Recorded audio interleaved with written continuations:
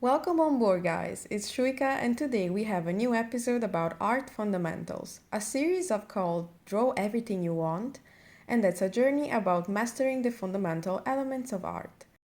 In the previous video, we've approached the first element of art, which is form. We've drawn simple geometric shapes like spheres, cubes, cylinders, and cones. These basic forms serve as building blocks for more complex objects.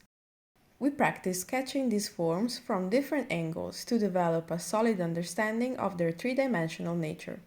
In today's video, we'll delve into the crucial role that light and shadow play in creating realistic forms on the two-dimensional canvas.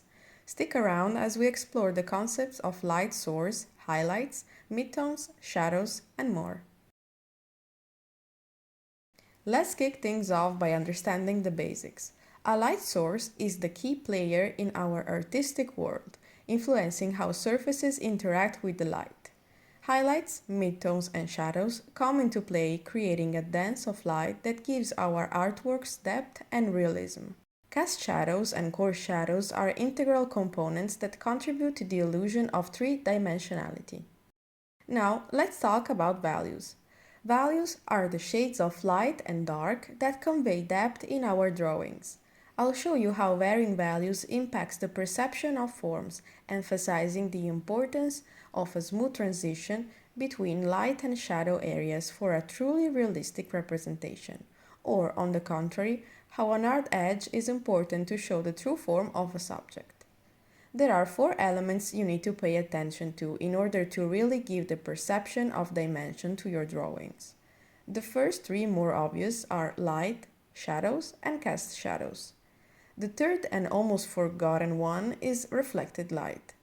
Reflected light is the light coming from an environment that bounces from the surface where the object is back to the object, and that reflects in the shadow, creating a lighter part in it. I'll show you how to replicate this effect. Let's take the cube and the sphere for the example. Let's start with the cube.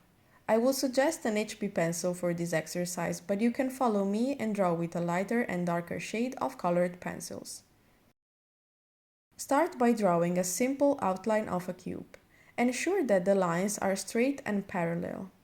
Imagine a light source in the scene. The direction of the light source will determine where the light and shadow will fall on the cube. For this exercise, we set our light source coming from on top, a little tilted on the left. Identify the sides of the cube that are facing the light source, the light side, and the sides in shadow, shadow side. In this case, the top will be more highlighted and the other faces will be more in shadow. We're going to leave blank the top side of the cube to show that light is coming from there. Gradually build up the midtones on the faces that are neither directly in the light nor deep in shadow. Use a medium pressure on your pencil. Identify where the cast shadow falls. This is typically on the surface opposite to the light source. Darken this area to create a distinct shadow. Make it darker near the figure and lighter as it walks away from the cube. On the side of the cube facing away from the light source, add a slightly darker tone, known as the core shadow. This is where the transition from light to shadow occurs. Pay attention to the edges of the cube. Because of its form, near to the top, the side cuts down by 90 degrees, meaning there is no part of the right side touched by the light. Here you have what is called hard edge. Fine-tune the shading, add any necessary details, and ensure that the overall shading is consistent with the direction of the light source. Pay attention to the reflected light that bouncing back from the surface to the shadow creates a lighter spot. Next is the sphere, the polar opposite of the square, where there are no hard edge and everything is smooth. Start by sketching a clean and well-defined circle. This will serve as the outline of your sphere. Imagine a light source in your scene. The direction of the light source will determine where the light and shadow fall on the sphere. Then, as we did for the square, identify the side of the sphere that is facing the light source and the shadow. Gradually darken the shading from the highlight towards the opposite side. Use a smooth transition to represent the gradual change from light to shadow, paying attention to the core shadow that is coming next, which creates a sort of ring in the middle of the sphere. Darken the shadow side on the sphere, paying attention to the curved contour. The darkest point will be closest to the boundary between light and shadow. Introduce a slightly darker tone known as the core shadow. This is the darkest part of the shadow and usually occurs where the sphere transitions from light to shadow. Fine-tune the shading, paying attention to the overall shape of the sphere.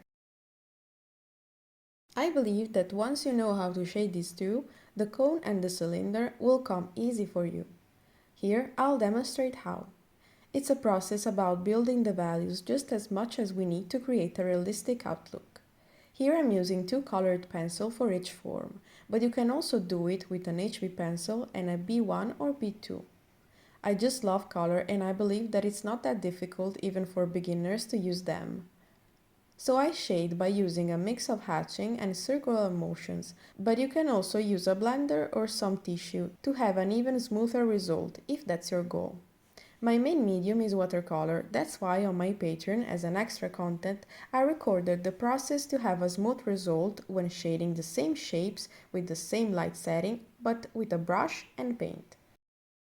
Remember, practice is key, and to help you more I'll share some tips to refine your shading skills and overcome common challenges both with watercolor and with pencils. Number 1. Observe real-life objects. Regularly observe and sketch real-life objects under various lighting conditions. This practice will improve your understanding of how light interacts with different surfaces. 2. Study light and shadow patterns. Pay attention to the direction and intensity of the light source. Notice how shadows fall and how highlights are created. Understanding these patterns will guide your shading decisions. 3. Use a range of pencils. If you're using pencils, experiment with different pencil grades to achieve a variety of tones. Lighter pencils, for example 2H and HB, are suitable for highlights, while darker pencils, from 2B to 6B, can be used for shadows and core shadow. 4. Practice consistently. Regular, consistent practice is essential for improvement. Set aside dedicated time for drawing and shading exercises. Focus on different shapes, objects, and lighting scenarios. 5. Experiment with shading techniques. Try various shading techniques such as hatching, cross-hatching, stippling, and blending.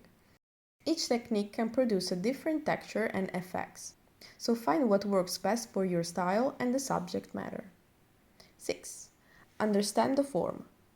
Before shading, analyze the form and structure of the object you're drawing. Understand how light interacts with its surfaces and where shadows naturally occur.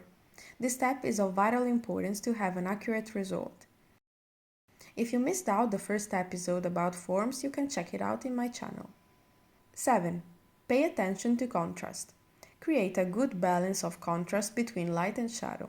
Darken shadowed areas and lighten highlights to enhance the three-dimensional quality of your drawings. 8. Blend gradually. When blending, do so gradually to avoid abrupt transition. Smooth shading enhances realism, especially when depicting curved surfaces like spheres and cylinders. 9. Work from general to specific. Start with a general shading of the entire object before focusing on specific details. This approach helps you establish overall values and proportion before refining your finer elements. 10. Experiment with light sources. Practice shading objects under different lighting conditions. This will improve your ability to adapt your shading technique to different scenarios, including direct light, diffused light, and multiple light sources. Remember that improvement takes time, so be patient and enjoy the process of refining your shading skills. As you consistently apply these tips and experiment with different approaches, you'll see progress in your ability to create realistic and dynamic shading in your drawings. I encourage you to continue experimenting with different forms and materials. Don't forget to share your progress in the comments below, and if you enjoyed this video, give it a thumbs up. Thank you so much for joining me today. If you have any questions or want to share your artworks, feel free to connect with me. I have a Patreon in which I post the behind the scenes of my works and some special bonus content that didn't make it to the videos. Don't forget to subscribe for more art tutorials, and until next time, stay creative. Bye bye!